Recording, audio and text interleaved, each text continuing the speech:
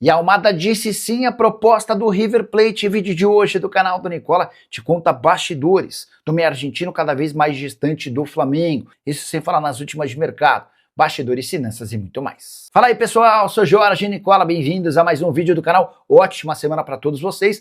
E Thiago Almada está bem perto de virar jogador do River Plate. Nesse domingo ele disse sim à oferta da equipe argentina.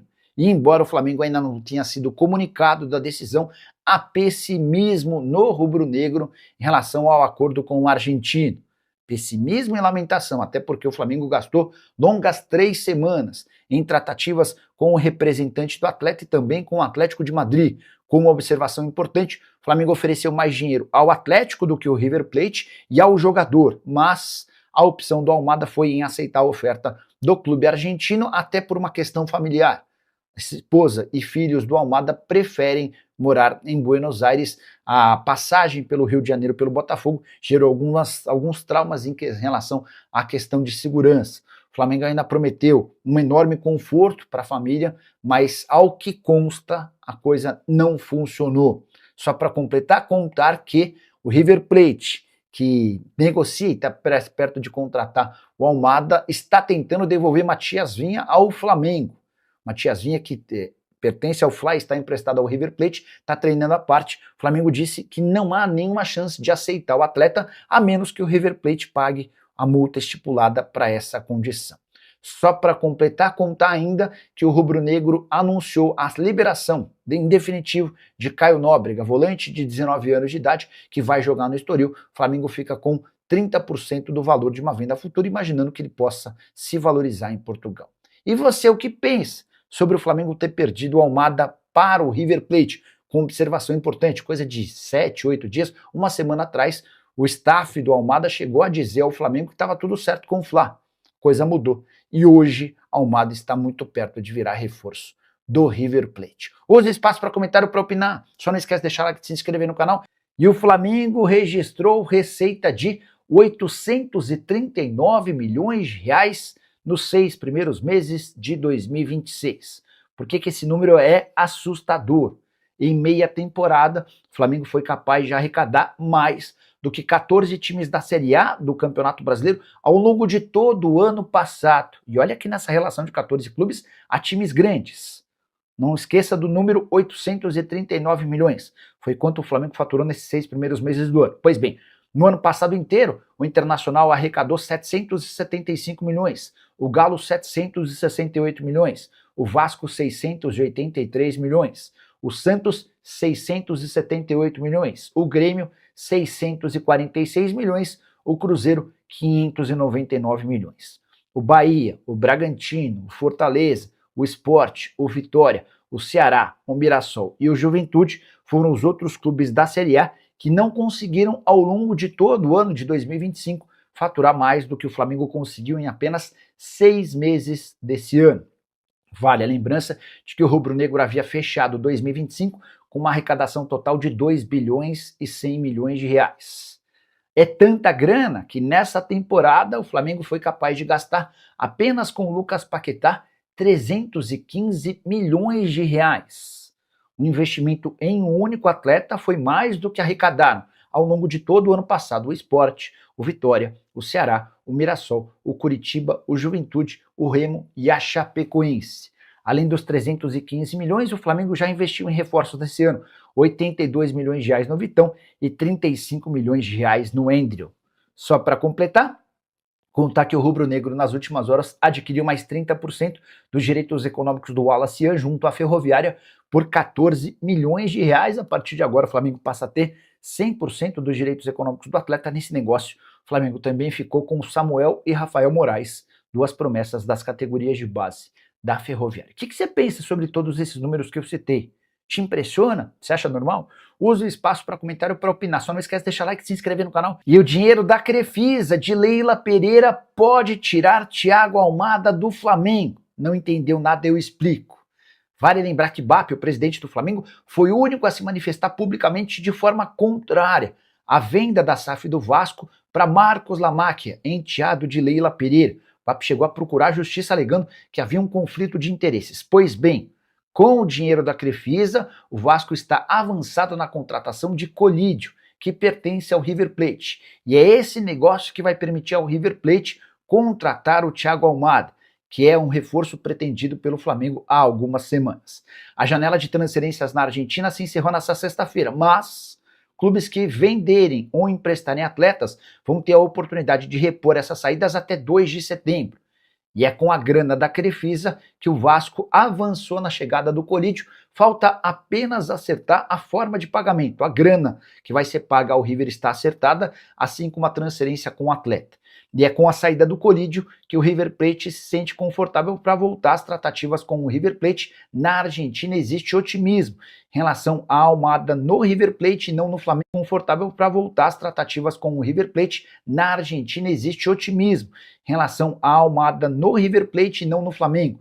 Isso porque o Almada preferiria continuar na Europa, mas diante da falta de propostas estavam as opções de Flamengo ou River Plate. O Almada vai ganhar mais no Flamengo, o Flamengo paga mais ao Atlético de Madrid, mas a preferência do Almada hoje é se juntar ao River Plate. Percebendo esse movimento, o Flamengo decidiu estabelecer um prazo. Se até essa segunda-feira o Almada não aceitar a oferta, o rubro-negro se retira da negociação e vai buscar um outro substituto na tentativa de fechar com o meio atacante até sexta-feira dessa semana, dia 7, quando se encerra o prazo de inscrição para atletas nas oitavas de final da Libertadores da América. O que você pensa sobre essa situação envolvendo Crefisa, Vasco e Flamengo? Só para completar o noticiário do Vasco, contar que o Sousa não atuou pelo Racing nesse sábado, tudo por conta da negociação avançada com o Cruz Maltino. O Vasco pediu para que ele não fosse utilizado. E Admar Lopes, depois de resolver as negociações com o Sousa no Racing e Colídio no River Plate, tem viagem marcada para a Espanha, onde vai tentar destravar a compra de Nelson de Ossa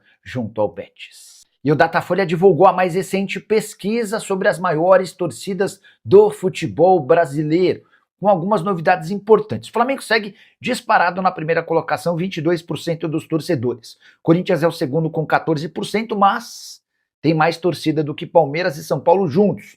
Isso porque o Palmeiras é o terceiro com 7%, São Paulo aparece em quarto com 6%. Quinta colocação com novidade, o Cruzeiro ultrapassou o Vasco e assumiu o quinto posto. Ele está bem à frente do Galo, que é só o oitavo. Embora a diferença percentual seja pequena, Cruzeiro com 3% dos torcedores, o Atlético com 2%. O Vasco é o sexto colocado com 3%. O Grêmio é o sétimo, o Internacional é o nono. O Grêmio com 3%, o Internacional com 2%. Santos e Fluminense também tem 2% da torcida.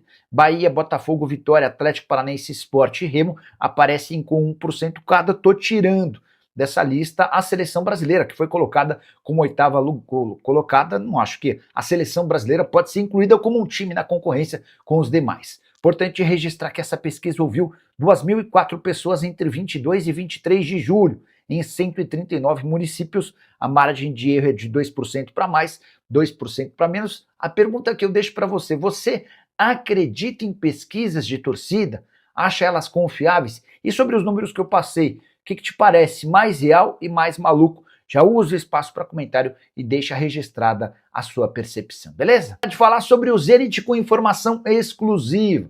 Nos últimos dias, lá no Equador, alguns sites têm cravado que Gonzalo Plata tem negociações encaminhadas com a equipe russa.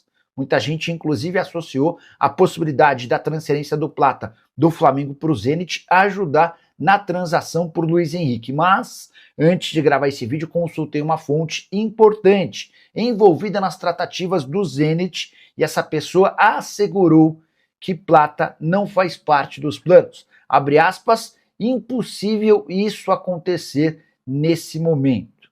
O Plata não será contratado pelo Zenit e a negociação com o Flamengo, pelo que eu entendi, nem sequer existe. O que acontece já há algum tempo, contei para vocês, é a intenção do Flamengo em fechar com o Luiz Henrique. Foram 2 reuniões entre os representantes do atacante e o José Boto, executivo de futebol do Flamengo.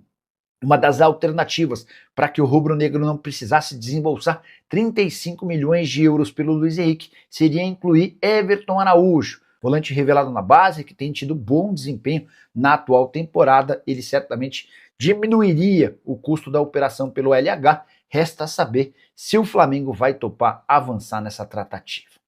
E o River Plate pode dar chapéu no Flamengo por Thiago Almada? A imprensa argentina repercute que o River Plate, que algumas semanas atrás havia desistido da contratação de Thiago Almada, voltou a demonstrar otimismo. Ninguém da Argentina crava o acordo, mas o que se diz é que o River melhorou a sua proposta para o jogador que não havia respondido à oferta.